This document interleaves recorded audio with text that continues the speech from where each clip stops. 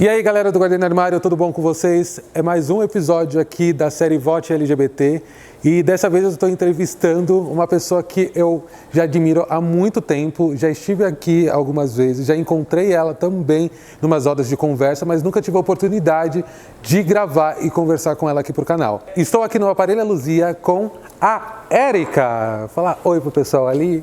Oi pessoal, olá, tudo bem? Bom dia, boa tarde ou boa noite. Mas a questão é que é salve geral.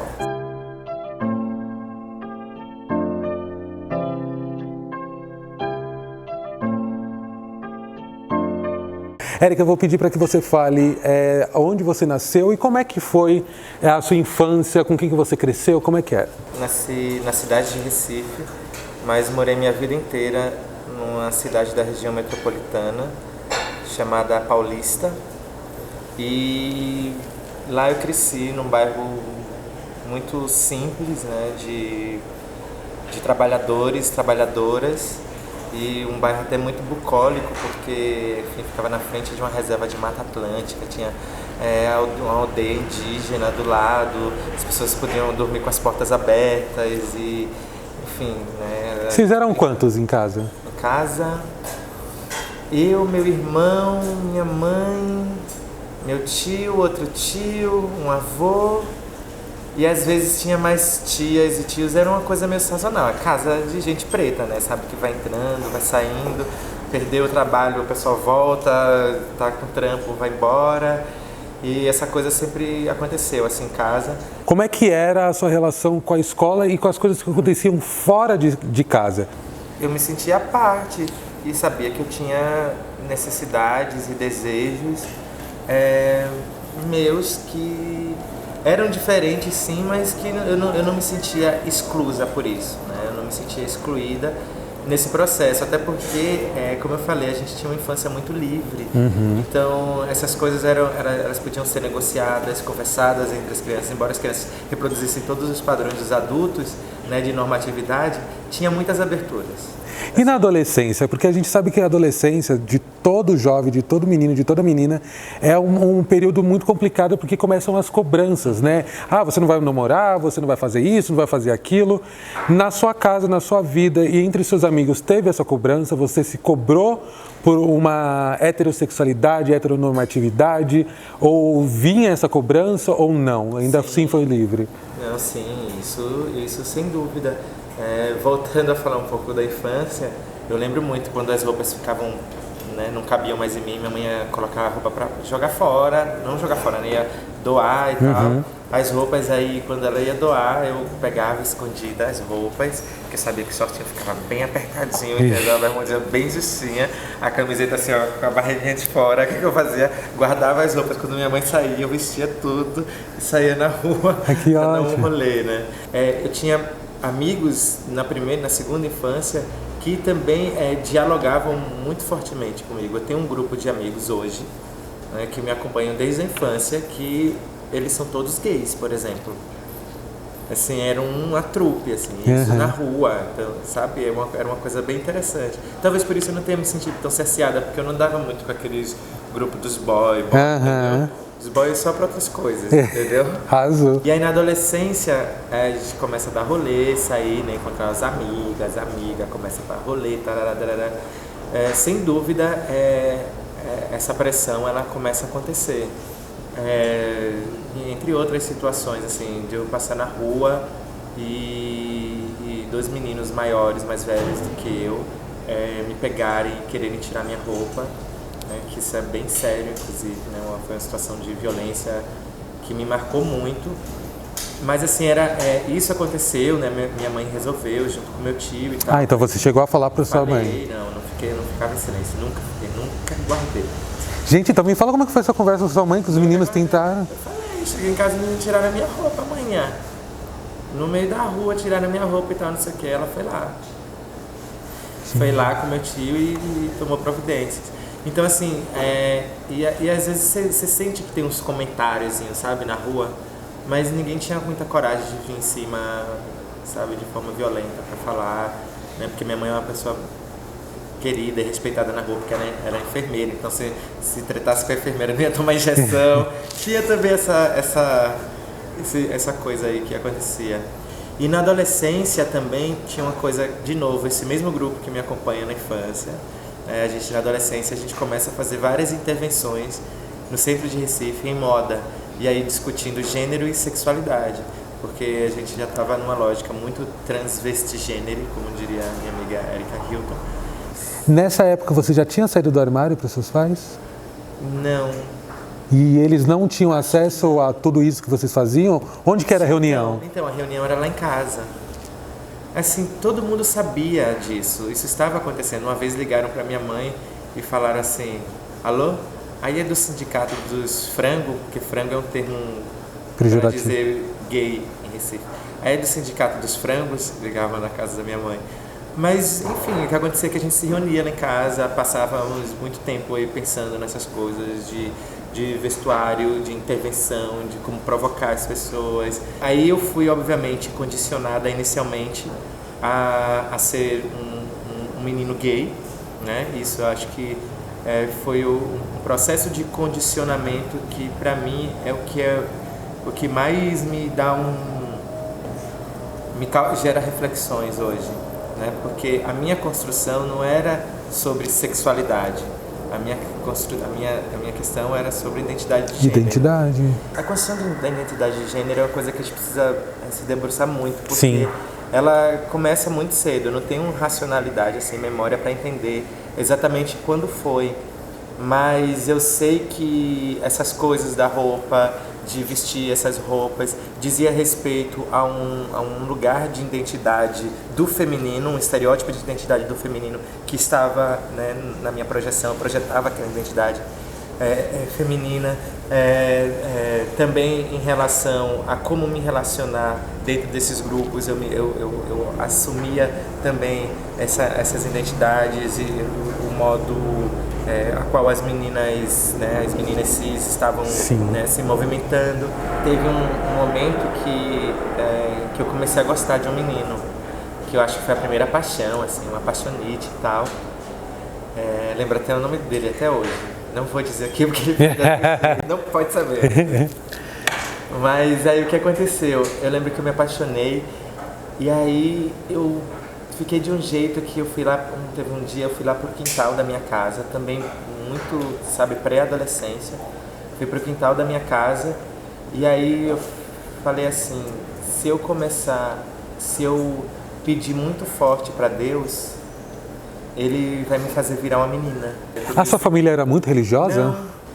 Meu avô rezava todos os dias, mas não tinha uma prática de frequentar igrejas. E aí o que acontece? Aí eu falei assim, se eu chorar muito, Deus vai me fazer virar menina. Gente... E aí, né, se eu pedir com muita fé e tal, não sei o quê. E aí eu comecei, sabe, mas eu chorava, gente, sabe uma criança chorando com muita sinceridade? Que vem aquela coisa que você quase, né, coloca as coisas todas pra fora, assim, numa catarse de choro. Aí quando aquilo cessou, eu olhei assim e o corpo tava igual. Aí eu falei, Deus não existe. E aí pra mim isso é um dado muito importante, porque assim, porque o meu primeiro recurso, foi esse, né? Os primeiros recursos que eu usava sempre eram dessa troca, né? Mas deste lugar discursivo, né? De gênero, né? De ser mulher. E assim, eu acho que são coisas que vão se conectando, se né? encaixando e vai fazendo a gente compreender, né? Porque estava dado, né? E aí depois, em muitos momentos, eu fui suprimindo isso, né? Tentando me prender mesmo, me guardando no armário. A minha família é uma família muito unida, essa coisa de família e etc e tal. Mas quando chegam nos tabus, ela tem tabus como todas as outras famílias. A publicidade disso na totalidade, e isso diz respeito à família também, isso ainda era um problema. Quando eu fui falar para minha mãe... Me leva lá para a cena. Foi uma coisa muito interessante, porque minha mãe, eu cheguei bem triste, assim. A minha mãe, o que está acontecendo? Eu falei, nada. Ela falou, eu sei, as coisas andam difíceis, né? Eu falei, não é isso. Você tá com problema na faculdade? Não, mãe, não é isso. Você tá com problema? Não, mãe, não é isso. Aí ela foi perguntando, não, ela... Tu é gay? Aí eu falei, Aí ela, oi? Aí ela falou assim, tu não é homem não, neném. Minha mãe pernambucana. E começou a chorar e falou assim, tu não é homem não, neném, não acredito que tu não é homem, não sei o quê. Aí foi muito engraçado, porque assim, eu chorei também, aquela situação toda e tal. Ela ficou mal vários dias, assim, a gente teve uma separação. E aí a gente passou muito tempo até se restabelecer. Quando que a Érica falou para a primeira pessoa, e quem foi essa primeira pessoa e por que essa pessoa? Tipo, eu sou a Érica. Então, assim, eu vivia muito a Érica, né? Muito. Eu tinha dois papéis na vida. Né? Onde que a Érica aparecia? Ela aparecia de forma sorrateira, assim. Ela saía quando ia para algum lugar, né? Que se trocava de roupa num caminho, ou ela aparecia em encontros furtivos, porque já tinha começado uma relação a partir do momento que as pessoas começavam a vê-la dessa forma. Ela aparecia em blogs, né? Eu tenho uma produção escrita muito baseada nessa narrativa, né? nessa construção. Então a Érica começou a existir muito forte na sua escrita, né? Ela começou a falar muito. Escrita, vestuário, assim, em toda a minha composição artística e concepção estética, cisões. Era isso que eu ia perguntar. Toda essa sua união com a arte, moda e toda essa discussão era porque você, de alguma forma, estava, pelo menos ao meu ver, estava pincelando entre os seus, tipo, ó, presta atenção, olha isso aqui, tá acontecendo, olha... É muito triste, né? Mas uma análise que eu faço é que, não é uma análise muito, não é só que eu faço, né? Acho que é muito nítido que uma das grandes violências, né, estruturais, etc., que a gente vive, diz respeito ao tabu a partir do gênero e da sexualidade, né? A gente tem a questão de raça aqui nesse território, receber as diásporas, ela é fundante, né? Mas em termos mais gerais, além, né, das Américas e desse processo de colonização e etc. e tal, a gente tem também a sexualidade de gênero, né, e idem as relações que diz respeito ao machismo, né, toda a herança do patriarcado, que é branco, macho, tal, não sei o quê. E aí você tem essa relação de opressão em relação à homossexualidade, que diz respeito, obviamente, porque ele só se observa, né, o sujeito e a sujeita homossexual a partir do sexo. Exato. Né? Pensa toda uma ideia de perversão e etc e tal, porque olha para o sexo e fica imaginando, sei lá, esses homens cis ou mulheres cis que são homofóbicas, na verdade elas são homofóbicas porque elas se projetam naquela pessoa. Exatamente. E em relação à identidade de gênero, idem, né? Não é uma questão de projeção necessariamente, mas um incômodo que tem, a transfobia que bate, é exatamente de olhar aquele ser, esse ser, né? Que sou eu, e essa pessoa que tem transfobia, se imaginar comigo. Ela fica se imaginando, ela fica se projetando sexualmente comigo. E aí não é à toa, e não muito à toa, que a gente tem um mercado de prostituição de mulheres trans que é gigantesco. Sim. Porque, assim, existe a violência transfóbica, ela parte dessa projeção do desejo, né? Na verdade não projeção, mas do desejo, e que gera um lugar determinado para esse grupo de pessoas, né? Onde que o que é posto namorados, mas que eles não podem ser visíveis. Parece que foi construído um papel para as mulheres trans, travestis, transexuais, só para aquele espaço. Tomar essa decisão, né, ir para esse lugar e se colocar socialmente, é uma decisão política que afeta, né, não só quem tem, né, esse corpo e está negociando no mundo com ele, como a sociedade, né? Não existe, voltando ao que você falou, assim, a questão da prostituição, né, do trabalho da prostituição, não existe grupo social no mundo que seja em larga escala, sei lá, 90% da população trans se prostitui, das mulheres trans.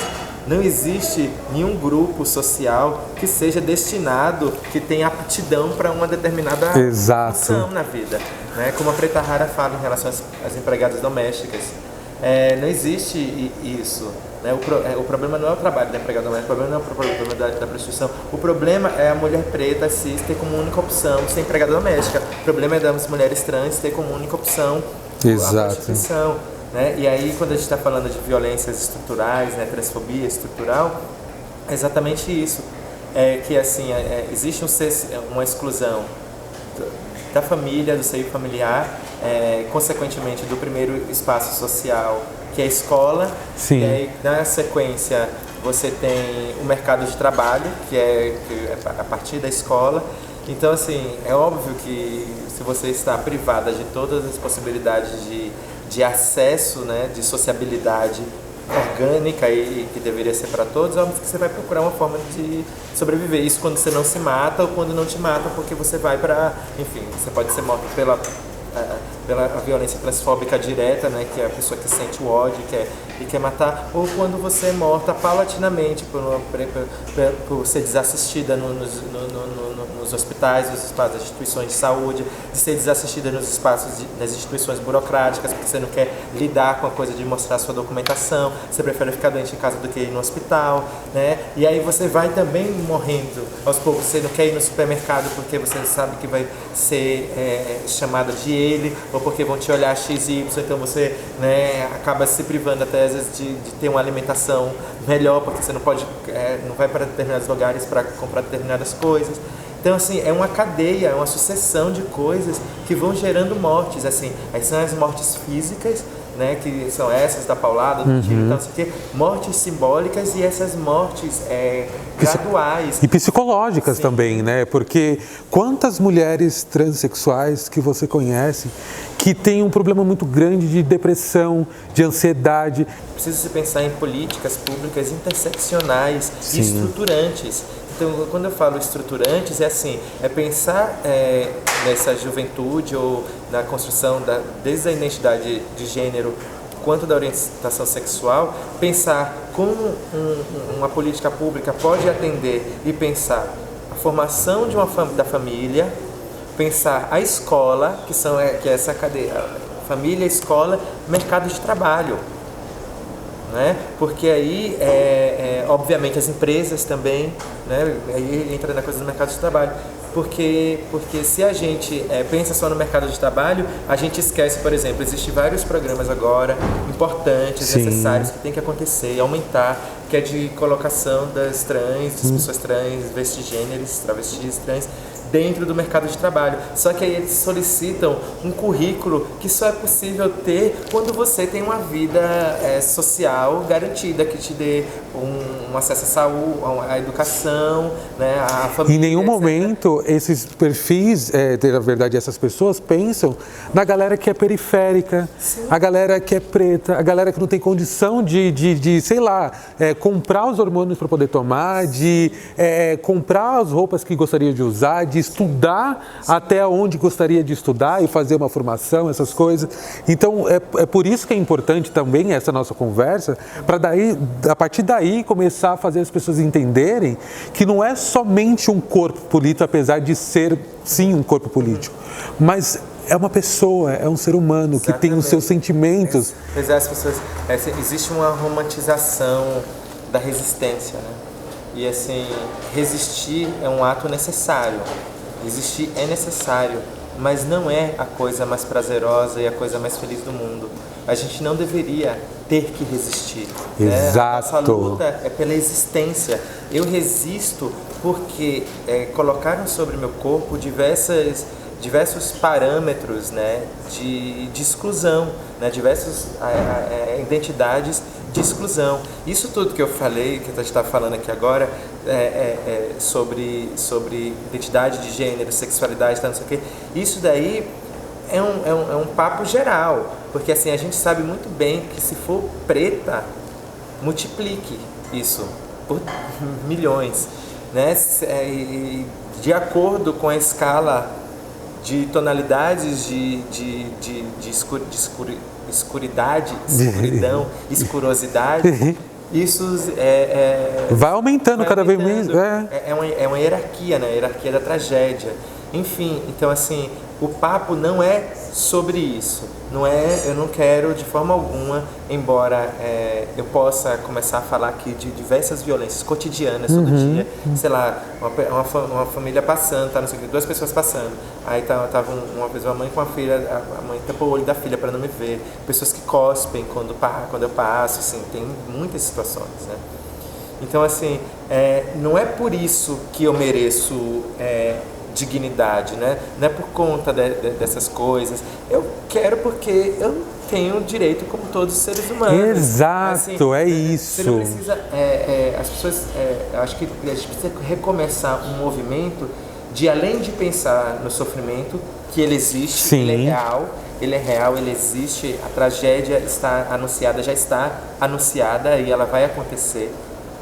Mas além das pessoas pensarem, porque o sofrimento da outra, pensar o quanto essa pessoa é uma pessoa como eu e ela merece, né, todo respeito, etc e tal. A gente não pode partir só não partir só da violência, não partir só da agressão, mas lembrar que, tipo, somos humanos. E é por isso que é tão necessário, fundamental, que agora, né, sempre foi, mas que agora, mais do que nunca, pessoas que tenham esses corpos, essas existências, elas estejam nos espaços de decisão. Sim. Elas estejam em outro lugar, né? Porque uma vez que elas são portadoras como qualquer ser humano de direitos e de existência, né, necessidade de existência, elas precisam advogar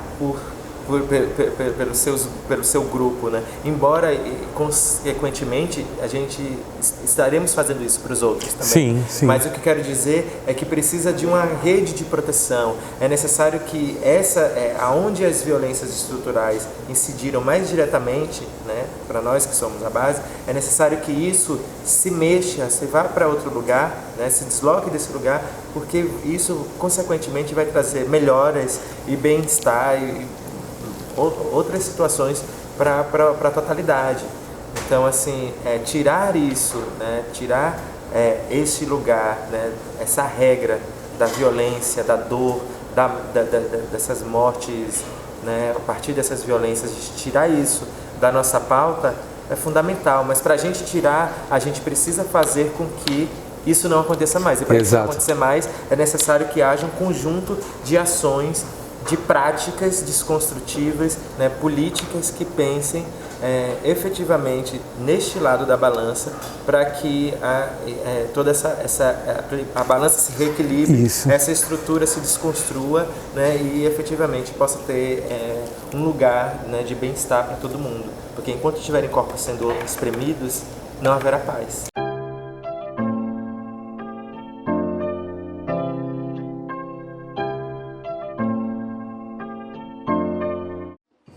Por um princípio muito básico da democracia, alternância de poder, alternância de poder, alternância de poder, alternância de poder. Meu nome é Érica Malunguinho, sou pernambucana e articuladora do campo das artes, da cultura, da educação e da política. O que vamos fazer agora, nesse momento, é sistematizar essa política que a gente já faz naturalmente e colocar para dentro dos espaços institucionais.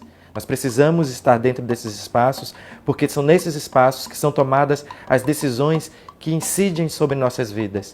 Povo preto, LGBTs, nordestinos, enfim, um bonde todo tem que estar lá dentro, decidindo o que é melhor e o que será para nós mesmos. E que agora são as pessoas mais hábeis, mais capazes e mais sensíveis para desconstruir essas violências estruturais. Primeiro é nós, e depois de nós, primeiro é nós, e depois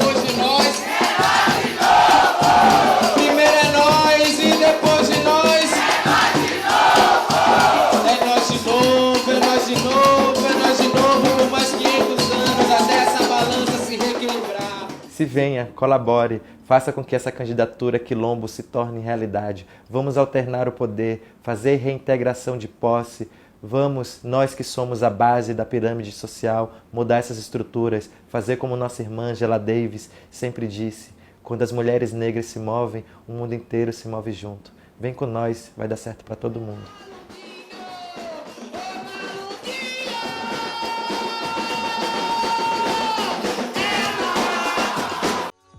É muito estranho, muito diferente. Assim, eu orava, Deus me transforma.